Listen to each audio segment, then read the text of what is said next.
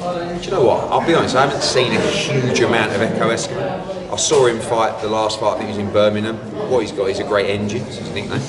And it's just whether Josh can kind of carry that up to 147. Again, for him, like when we did Taylor Cattrall 2, we actually talked about that fight up at 142 or 143, and Josh said, no, I want it at 140. That actually quite surprised me.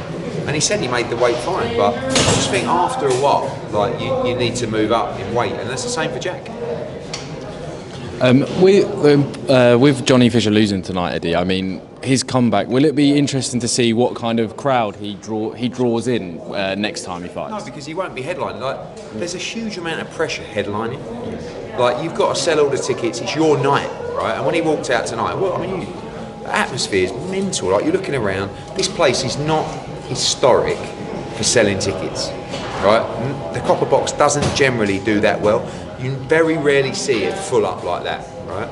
And like, he has no experience, right? He had the Alan Babbage fight, which was like 1 round, and then he had the last Dave Allen fight. That was all the experience, and we hoped that that experience of that 10-round fight would be enough for him to improve and get the better of Dave Allen.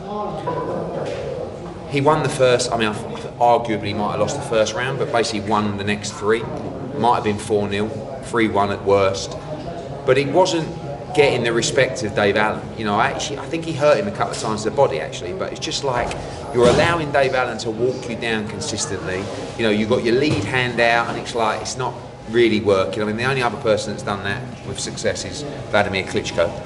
You know, and for me, it was just the experience and the ring IQ of Dave Allen and the size of him, because he makes you fight. And what happens is the same thing happened in this fight that happened in the first fight. Dave started to exert his pressure on him, and the energy level started to deplete for Johnny.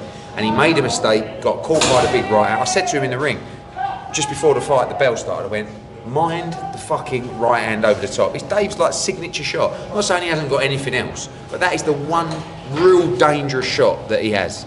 You know, and the hand was too low, gets caught round the side of the head. But I was just watching it back then, like, if you actually look at it, that 4th round, Dave was starting to back him up, throw more punches. And to be fair, he did everything he said in the presser. He said, I won't do much for the first 3 rounds, then I'll start throwing a few more punches, and then I'll start, and that's exactly what he did. Definitely. Obviously, you mentioned that he could headline in Sheffield. Like, what kind of calibre opponent could we see Dave against? Obviously, he's top 15 with the WBL, so with that ranking. Yeah, title. I think like, Dave's a lot better than he thinks.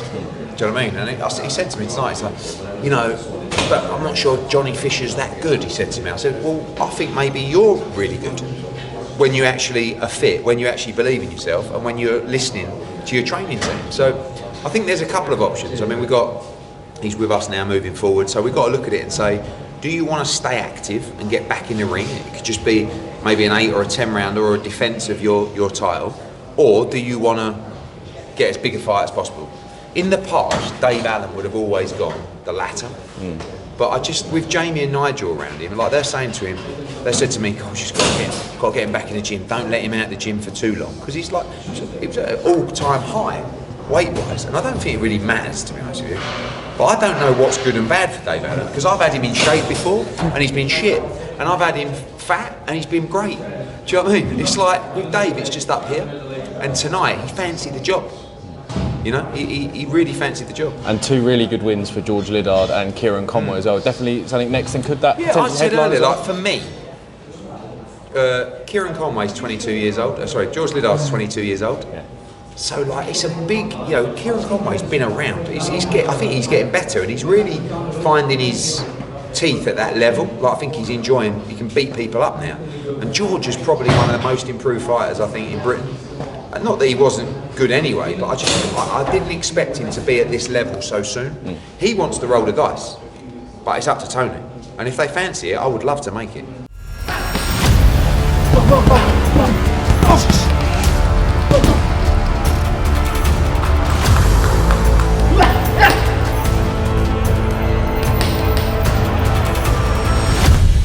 Definitely as well. well. And I see that I think Jake Donovan released an article that Callum Smith had a request from the WBO denied to consolidate the WBO. Where does that sit, Dimitri Bivol, after BETERBIEV trilogy, and where Callum Smith's at? Yeah, I think Callum's lawyer, Sean O'Toole, STN, just wrote to the WBO and said, look, we're the interim world champion. We'd like to kind of force the mandatory, and they said, not yet. We are in negotiations with David Benavidez for that fight. We've been talking about the Anthony Yard fight as well, or a defence of that interim title against a top 15 in Liverpool. So Callum's got a lot of options. He'll be out probably September time. And can we see the trilogy between BETERBIEV and Bivol? Yes, you'll see that. Probably November. Cool. Paddy, just one from me.